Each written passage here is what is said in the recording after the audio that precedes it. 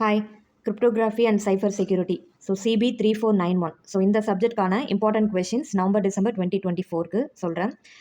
Unit 1 உடைய topic introduction to security. இதில் டோட்டலாக வந்து ஒரு 4 கொஷின்ஸ் வந்து நான் இங்கே லிஸ்ட் அவுட் பண்ணியிருக்கேன், இம்பார்ட்டன்ட் கொஷின் அப்படின்னு சொல்லி. அதில் ஃபர்ஸ்ட் கொஷின் வந்து எடுத்துக்கிட்டோன்னா ஹில் சைஃபர். ரொம்ப இம்பார்ட்டன்ட் கொஷின் இது. யூனிவர்சிட்டி கொஷின் பேப்பரில் 2 யூனிவர்சிட்டி கொஷின் பேப்பர்லுமே ஹில் சைஃபர்லேருந்து ப்ராப்ளமும் கேட்டிருக்காங்க, தியரியும் கேட்டிருக்காங்க. ஸோ அதனால் ஹில் சைஃபரில் தியரி கம் ப்ராப்ளம், ஸோ ரெண்டுத்தையுமே நல்லா வந்து ப்ராக்டிஸ் பண்ணிட்டு போங்க. முடிஞ்சால் ஹில் சைஃபருக்கான ப்ராப்ளம் வந்து நான் வீடியோ போடுறதுக்கு ட்ரை பண்ணுறேன். செகண்ட் கொஷின் வந்து ஓஎஸ்ஐ செக்யூரிட்டி ஆர்கிடெக்சர். ஸோ இந்த OSI security model, OSI security architecture எப்படி கேட்டாலும் அதில் வந்து நீங்கள் எழுத போகிறது வந்து security attacks, security services and security mechanism. So இந்த 3 டாபிக்ஸை தான் வந்து நம்ம வந்து எழுதுவோம். இதில் செக்யூரிட்டி அட்டாக் இருக்கு இல்லைங்களா, அதில் வந்து பாசிவ் அட்டாக், ஆக்டிவ் அட்டாக் அந்த மாதிரி வரும். ஸோ அது ரெண்டுத்துக்கும் வந்து டிஃப்ரென்ஸும் வந்து நல்லா படிச்சுக்கோங்க. ஸோ நெக்ஸ்ட் டாபிக் வந்து சப்ஸ்டிடியூஷன் சைஃபர் டெக்னிக்ஸ். ஸோ இது வந்து தேர்ட் கொஷின். இதில் இருக்கிற எல்லா டைப்ஸ் ஆஃப் டெக்னிக்ஸையும் வந்து படிச்சுக்கோங்க. அதில் வந்து பார்த்தோன்னா hill cipher. So hill cipher already நான் சொன்ன மாதிரி அதில் தியரி ப்ளஸ் ப்ராப்ளம் ரெண்டுமே வந்து நல்லா பார்த்துக்கோங்க, ஓகேங்களா. ஸோ இந்த சப்ஸ்டிடியூஷன் சைஃபர் டெக்னிக்ஸில் தான் வந்து ஒன் ஆஃப் த டெக்னிக்காக வந்து ஹில் சைஃபர் வந்து வருது. So remaining Caesar, Playfair cipher, mono alphabetic, poly alphabetic, Vigenere cipher, so இது எல்லாமே வந்து பார்த்துக்கோங்க. எப்படி ப்ராப்ளம் சால்வ் பண்ணணும் அப்படின்றதையும் பார்த்துக்கோங்க. பிளேஃபர் சைஃபர் வந்து ப்ராப்ளமாக கேட்கறதுக்கும் நிறைய சான்சஸ் இருக்குது. 2 மார்க்லையும் கேட்பாங்க, பிக் கொஷின்லையும் கேட்பாங்க. ஓகே, ஸோ அந்த தேர்ட் கொஷின் பொறுத்தளவு தியரி ப்ளஸ் ப்ராப்ளம் எல்லாத்துக்குமே வந்து பார்த்துக்கணும். நெக்ஸ்ட் லாஸ்ட் கொஷின் பார்த்தோன்னா ஸ்டெக்னோகிராஃபி பற்றி நல்லா படிச்சுட்டு போயிருங்க. ஏதாவது சப்டிவிஷனாக கேட்குறாங்க அப்படின்னா அதில் ஸ்டெக்னோகிராஃபி கேட்கறதுக்கு நிறைய சான்சஸ் இருக்குது. ஓகே, ஸோ யூனிட் 1 பொறுத்தளவு ஹில் சைஃபரை ப்ராப்ளம், தியரி ரெண்டுமே பார்த்துக்கோங்க. அடுத்தது ஓஎஸ்ஐ செக்யூரிட்டி ஆர்கிடெக்சரில் செக்யூரிட்டி அட்டாக்னா என்ன, சர்வீசஸ், மெக்கானிசம், அதுக்குள்ளே நிறைய சப் டாபிக்ஸ்லாம் வரும் இல்லையா, அது எல்லாமே நல்லா பார்த்துக்கோங்க. நெக்ஸ்ட் வந்து important question substitution cipher techniques. Okay, so இதையும் வந்து நல்லா பார்த்துக்கோங்க. ஸோ நெக்ஸ்ட் வந்து யூனிட் 2 எடுத்துக்கிட்டோம் அப்படின்னா symmetric cipher. Okay, so symmetric சைஃபரில் வந்து பார்ட் 1 பார்ட் 2ன்னு வந்து நம்ம ரெண்டாக பிரிச்சுலாம். பார்ட் 1 ஃபர்ஸ்ட் கொஷினாகவும் அதுக்கு எதிராக பார்ட்டில் பார்ட் 2வும் கேட்பாங்க. ஸோ அந்த பார்ட் 1 எது வரலாம் அப்படின்னா எஸ்டிஎஸும் டெஸ்ஸும் வரும், ஓகேவா. ஸோ இந்த 2 கொஷினுமே வந்து பார்த்துக்கோங்க. ரெண்டுத்துக்குமே வந்து ஒரு ஸ்லைட் டிஃப்ரென்ஸ் தான் அதோடைய ரவுண்ட்ஸில் வந்து இருக்கும், ஓகேவா. அந்த சிங்கிள் ரவுண்டு, அந்த ஓவரால் டயக்ராம் அதெல்லாம் இருக்கும் இல்லையா. ஸோ இது ரெண்டுத்துக்கும் வந்து ஒரு ஸ்மால் சேஞ்சஸ் தான் இருக்கும். ஸோ 2 டாபிக்ஸையும் நீங்கள் கம்பேர் பண்ணி படிச்சிங்க அப்படின்னா ஈஸியாக நம்ம வந்து இதை வந்து படிச்சிடலாம். ஒன்று எஸ்டிஎஸ் வரலாம், இல்லை டெஸ் வரலாம். அடுத்தது பார்ட் 2 எடுத்துக்கிட்டோம் அப்படின்னா இந்த 3 questions pseudo random number generator. Okay, so இதில் வந்து நிறைய டெக்னிக்ஸ் இருக்கும். ஸோ அந்த அல்காரிதம்ஸை பேஸ் பண்ணி எப்படி வந்து ரேண்டமாக நம்பர் வந்து ஜென்ரேட் பண்ணுறது, ஸோ அந்த டாபிக் ரொம்ப இம்பார்ட்டன்ட். அடுத்தது block cipher modes of operation. So ரொம்ப இம்பார்ட்டன்ட் கொஷின். RC4 இதில் ப்ராப்ளம் கேட்கறதுக்கும் வாய்ப்பு இருக்குது, ஓகேவா. ஸோ இந்த ஒன்று பார்ட் 1 படிச்சுக்கோங்க, இல்லை பார்ட் 2, இல்லை ரெண்டுத்துலேயுமே வந்து உங்களுக்கு நீங்கள் ஆல்ரெடி கொஷின்ஸ்லாம் படிச்சிருக்கீங்க அப்படின்னா ஏதாவது ஒரு பார்ட்டு ஒரு கொஷின் கூட விடாமல் வந்து படிச்சுக்கோங்க, அதுதான் மெயின் திங். நெக்ஸ்ட் யூனிட் 3 வந்து asymmetric cryptography.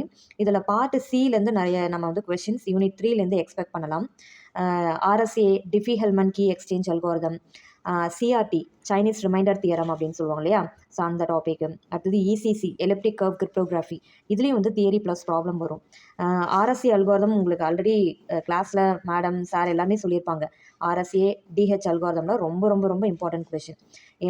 University question paper எடுத்து பார்த்தோம் அப்படின்னாவே டிஃபி-ஹெல்மன் கீ எக்ஸ்சேஞ்செலாம் வந்து பார்ட் சியில் கேட்டிருக்காங்க. ஒரு இதில் வந்து RSA அல்காரிதம் வந்து பார்ட் சியில் கேட்டிருக்காங்க. பார்ட் பிலையுமே வந்து இந்த 2 கொஷினுமே வந்து கேட்டுகிட்டே இருப்பாங்க. அதனால் நீங்கள் என்ன பண்ணுறீங்கன்னா ஃபஸ்ட்டு டெக்ஸ்ட் புக்கில் இருக்கிற ப்ராப்ளமை வந்து சால்வ் பண்ணி பாருங்கள். ஆல்ரெடி எக்ஸாம்பிள்னே கொடுத்து ப்ராப்ளம் வந்து சால்வ் பண்ணியிருப்பாங்க RSAவுக்கு. அதே தான் திருப்பி வந்து யூனிவர்சிட்டிலையுமே வேல்யூஸ் கூட மாற்றாம கூட கேட்பாங்க. ஓகே, ஸோ அதை நல்லா ப்ராக்டிஸ் பண்ணிக்கோங்க. அடுத்தது அந்த டெக்ஸ்ட் புக்கில் எக்ஸசைஸில் போயிட்டு பார்த்தீங்கன்னா உங்களுக்கு நிறைய ப்ராப்ளம்ஸ் வந்து RSA DH ரிலேட்டடாக வந்து கேட்டிருப்பாங்க. அந்த ஒவ்வொரு ப்ராப்ளத்தையும் எடுத்து நீங்கள் வந்து சால்வ் பண்ணி பாருங்கள், ஓகேவா. ஸோ 13 மார்க் உங்கள் கையில் இருக்குது, நீங்கள் எந்த அளவுக்கு இதில் வந்து எஃபர்ட் போடுறீங்களோ அந்த அளவுக்கு.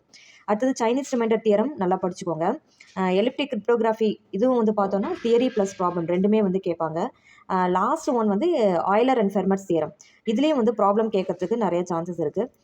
இந்த தேர்ட் யூனிட்டை பொறுத்தளவு இந்த 5 கொஷின்ஸையும் விடாமல் கண்டிப்பாக வந்து படிச்சு, ஒரு கொஷின் கூட விடக்கூடாது. 5 கொஷினுமே நல்லா வந்து படிச்சிடணும், ஓகே.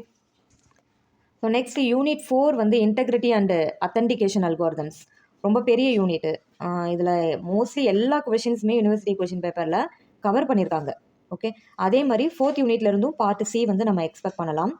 இதில் ஒரு கேஸ் ஸ்டடி மாதிரி கேட்கலாம். கேஸ் ஸ்டடி மாதிரி கேட்டால் அதில் ஷா அல்காரிதம் எப்படி வந்து அப்ளை பண்ணுவீங்க, டிஎஸ்எஸ் அல்காரிதம் எப்படி அப்ளை பண்ணுவீங்க, கெர்பரோஸ் வந்து எப்படி வந்து நீங்கள் அதில் அப்ளை பண்ணுவீங்க அப்படின்னு கேஸ் ஸ்டடி கொடுத்து கூட இந்த டாப்பிக் வந்து அதில் எப்படி அப்ளை பண்ணுவீங்க அப்படின்னு கேட்டாங்கன்னா நீங்கள் என்ன படிச்சிங்களோ அதை வந்து அப்படியே எழுதி வச்சுருவாங்க. ஓகேவா? ஒன்றும் அந்த கேஸ் ஸ்டடியை புரிஞ்சுக்கிட்டு அதுக்கான சொல்யூஷன் கெர்பரோஸ் ரிலேட்டடாக அந்த சொல்யூஷன் வந்து உங்களால் பண்ண முடியுமான்னு பாருங்கள். இல்லைன்னா நீங்கள் படித்த அந்த தியரி கான்செப்டையாவது எழுதி வச்சுட்டு வரணும். தெரியலன்னு சொல்லிட்டு விட்டுட்டு வந்துடக்கூடாது. அதே மாதிரி சிலபஸில் இல்லாத கொஷின்லாம் வந்திருக்கு அவுட் ஆஃப் சிலபஸ் அப்படின்னு நினச்சிட்டு வெறும் கொஷின் நம்பரை மட்டும் போட்டு அந்த கொஷினை எழுதி வச்சுட்டு வந்தால் போதும், மார்க் போட்டுருவாங்க அப்படின்னு வந்து நீங்கள் நினைக்கக்கூடாது. அட்லீஸ்ட் அது ரிலவெண்ட்டாக ஏதாவது நீ கண்டென்ட் வந்து எழுதியிருக்கணும். அப்படி இருந்தால் மட்டும்தான் மார்க் வந்து அவார்ட் பண்ண சொல்லுவாங்க. ஸோ அதனால் வந்து வெறும் கொஷினை மட்டும் எழுதிட்டு கிரேஸ் மார்க் வரும்னு நினச்சிட்டு இருக்கக்கூடாது. ஓகே, இதில் வந்து பார்த்தோன்னா ஷா அல்காரிதம் ரொம்ப important, secure hash algorithm. Okay, அடுத்தது வந்து பார்த்தோன்னா டிஎஸ்எஸ் டிஜிட்டல் சிக்னேச்சர் ஸ்டாண்டர்ட், இதுவும் ரொம்ப இம்பார்ட்டன்ட் கொஷின். மேக் பற்றி நல்லா படிச்சுட்டு போயிடுங்க. மெசேஜ் அத்தன்டிகேஷன் இது பற்றி நல்லா படிச்சுருங்க. நெக்ஸ்ட்டு கெர்பரோஸ் பற்றி படிச்சுக்கோங்க. அதோடைய வெர்ஷன் 4 வெர்ஷன் 5 2 இருக்கும் இல்லையா, அது ரெண்டுத்துக்கும் டிஃப்ரென்ஸ் வந்து நல்லா பார்த்துக்கோங்க. நெக்ஸ்ட் வந்து X.509 சர்டிஃபிகேட்ஸ். ஸோ இதுவும் ரொம்ப இம்பார்ட்டன்ட் கொஷின். லாஸ்ட் ஒன் வந்து எடுத்துட்டோம்னா எல்கமால் கிரிப்டோ சிஸ்டம். இந்த யூனிட்டில் பார்த்தோன்னா நிறைய கொஷின்ஸ் வந்து நமக்கு அவைலபிளாக இருக்குது. பட் அதில் நான் ஒரு 6 கொஷின்ஸ் வந்து நான் கொடுத்துருக்கேன். ஏன்னா இந்த 6 கொஷினுமே நமக்கு யூனிவர்சிட்டியில் வந்து கேட்டிருக்காங்க. ஸோ அதனால தான் இது எல்லாத்தையுமே நான் வந்து இங்கே லிஸ்ட் அவுட் பண்ணியிருக்கேன். நெக்ஸ்ட் 5th யூனிட் வந்து எடுத்துட்டோம்னா cipher crimes and cipher security. இதில் வந்து 4 கொஷின்ஸ் வந்து நான் சஜஸ்ட் பண்ணுறேன். ஃபர்ஸ்ட் ஒன் வந்து நெட்வொர்க் ஆக்சஸ் கண்ட்ரோல். ஸோ இந்த கொஷின் படிங்க. Tools and methods for cyber crime. So நிறைய டூல்ஸ் அண்ட் மெத்தட்ஸ் வந்து இருக்குது சைபர் கிரைமுக்கு.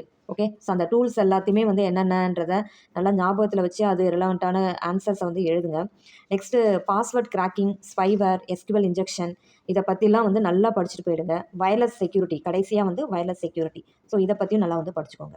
ஓகே, ஸோ 5th யூனிட்டை பொறுத்தளவு இந்த 4 கொஷின்ஸை படிச்சுட்டு அப்புறம் ரிமைனிங் இருக்கிறது எல்லாத்தையுமே வந்து நீங்கள் படிச்சுக்கலாம். ஓகே, ஸோ அவ்வளோதான் வந்து கிரிப்டோகிராஃபிக்கான இம்பார்ட்டன்ட் கொஷின்.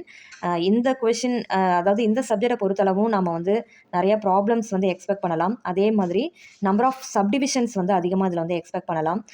எப்படி கேட்டாலும் நம்ம வந்து ஆன்சர் பண்ணணும். எந்த கொஷினையும் விட்டுட்டு வரக்கூடாது. அது ரிலவெண்ட்டாக ஏதாவது நமக்கு வந்து தெரிஞ்சது ஏதாவது இருக்கும். ஸோ அதை வந்து நல்லா எழுதிட்டு வாங்க. பிளாங்காக விட்டோம் அப்படின்னா கண்டிப்பாக மார்க் போடுறதுக்கான ஸ்பேஸ் நீங்கள் கொடுக்கலன்னு அர்த்தம். ஓகே, ஸோ அதனால் தெரியுதோ தெரியலையோ அட்லீஸ்ட் அது ரிலவெண்ட்டாவது நீங்கள் வந்து எழுதி வச்சுட்டு வரணும். ஓகேவா? தேங்க்யூ.